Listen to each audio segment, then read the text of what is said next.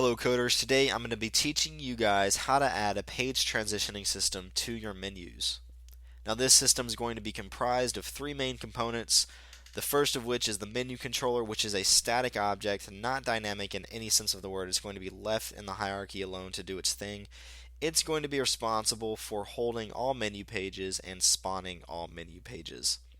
Then we're going to have a transition component, which is going to be attached to each of our pages that will be dynamically loaded and exiting off of the screen. It's going to be responsible for how pages enter and exit the screen, and it'll also be responsible for destroying unused pages. When I say destroying unused pages, it's just going to be responsible for destroying any page that can't be seen by the user, because at that point it is a rather useless thing to have in the hierarchy. Thirdly, we have a dynamic listener component, which is responsible for holding the object that is listening to buttons. Alright, so the way listeners work, if you are unaware, we're going to have an on-click listener on our buttons, and that listener is going to be registering click events, and the listener is going to be the game object that's listening for those click events. Alright, so whenever we click the button, we're going to want the page to transition to another page, correct? So the object listening in this scenario is going to be our menu controller, which, if you remember, is a static object. Alright, now Unity has this rule about how prefabs can't hold references to non-prefabs. So we can't tell our buttons, we can't just drag and drop our menu controller onto our buttons click event. Instead, we have to actually have our own dynamic listener component scripted up on our own so that we can find the menu controller whenever the buttons are dynamically loaded into the scene. Okay, so I don't want to talk too much on that. We're going to focus more on that later whenever we actually script it up. Alright, let's talk about these a little more in depth. The menu controller is going to have some key members. It's going to have two arrays, one for the pages and one for the page names. The pages are actually going to be the prefabs of the pages that are going to be loaded. The string array for page names, these are going to be like page codes that refer to each one of these pages in this game object array. We're going to have a game object reference to our current page. If you remember, our current page, all of our pages have transition components attached to them. And so we need this current page reference in our menu controller so that our menu controller has the ability to start the transition. So we're going to say something like current page dot get component transition start transition. Alright, we need that ability in our menu controller because our menu controller is pretty much the engine of this system. So we have a set next page method. This is the method that will be run whenever we click the button. It's going to be responsible for finding the page that needs to be set next. Our reveal new page method is going to be telling the current page to start transitioning, and it's also going to set a new current page, which is the page that we're transitioning to. Our transition component is a little bit more involved. We're going to have two transition types, one for out and one for in. The out transition type is going to be responsible for how the current page is going to be leaving the scene. The in transition type is going to be responsible for how the new page is coming into the scene. We're going to have two rect transforms to deal with these pages. Again, we're dealing with the current page and we're dealing with the transition page, the page that's coming into the scene. And the reason we need these rect transforms is because we might be dealing with positioning, we might be dealing with scaling of these pages. It just depends on how you want to transition these pages in and out of the scene. We're going to have an initialized transition page, which is going to be responsible for any setup that we need for our page that's coming in, whether it's making all of the colors fully opaque or making them all fully transparent. That is largely going to be up to you guys based on your different transition types. Then we're going to have a start transition method, which is simply going to tell the transitioner that it is allowed to start running these transition methods right here. Now, start transition is called from the menu controller. Remember, that's the reason that we have the current page reference in our menu controller, so that we can actually start the transition from our menu controller whenever we know the time is right. Alright, so again, these methods right here are going to be the different transition types that we're going to have in our transitioning system. Currently, I only have two that we're going to talk about in this series, fading and flickering.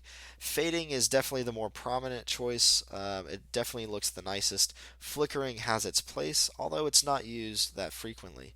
Um, Now, flickering is going to be turning off and on all the colors on your page really quickly until for a set amount of times. Now, when might you use this?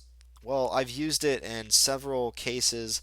Typically, in futuristic settings, you might have a computer that you want to flicker something on and off the screen. Again, not used too much, but it does have its place. Now, fading again. Fading is what you're seeing as I hit previous and next on this demonstration right here. So that's going to be the fade transition.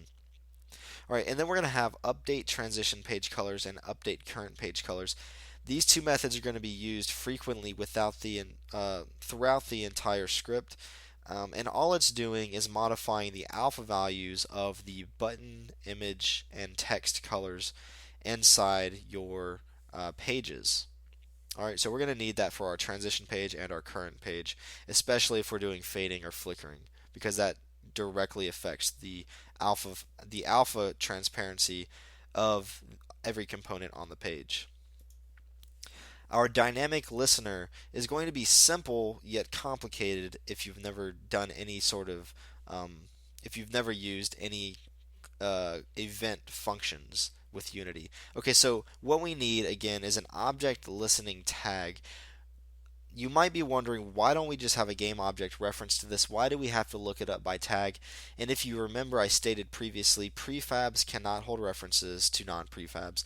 What we need, the object listening needs to be the menu controller, because the menu controller is what's going to be saying set next page when we click a button. All right. And since the menu controller is a static object, it's going to be left in the hierarchy. It's not a prefab.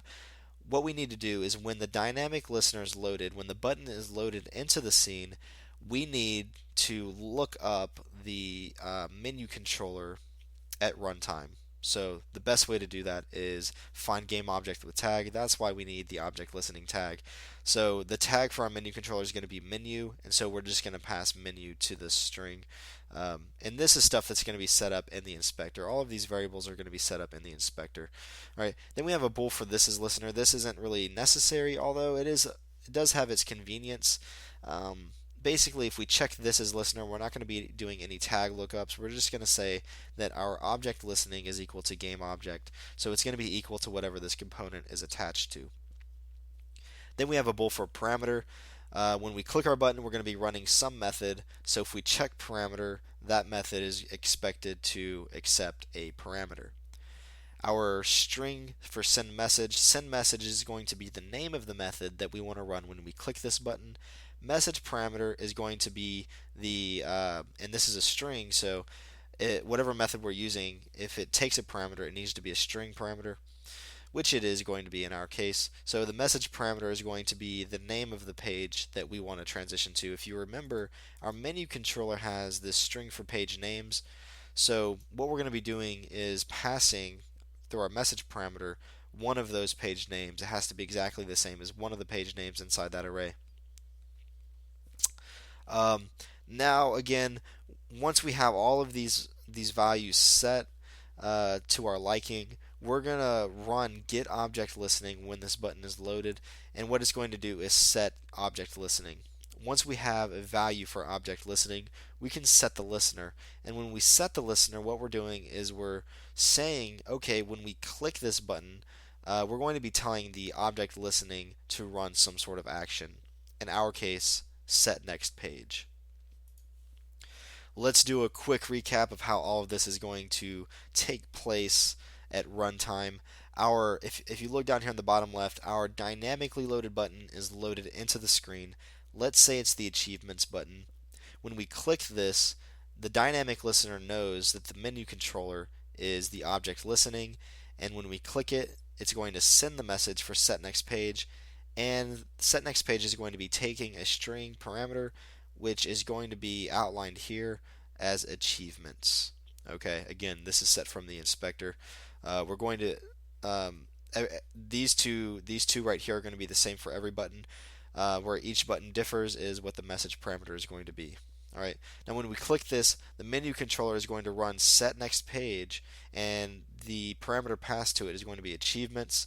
So if the current page is main and we're transitioning to achievements, what we're going to be doing is the menu controller is going to spawn the achievements page prefab, and it's going to talk to the current page about what to do next.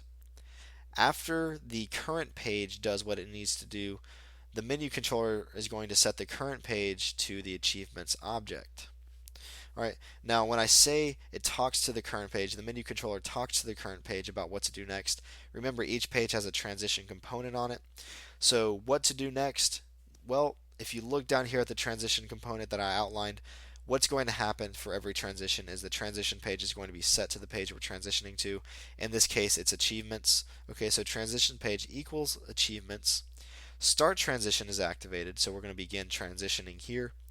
Transition this page out, so we're going to transition the current page out of the scene, and we're going to transition the transition page in. Transition page again is achievements, so we're transitioning the new page into the scene, and once that page is fully transitioned into the scene, we're going to destroy this game object, which is main, which is the most recent game object used, or the most recent page used.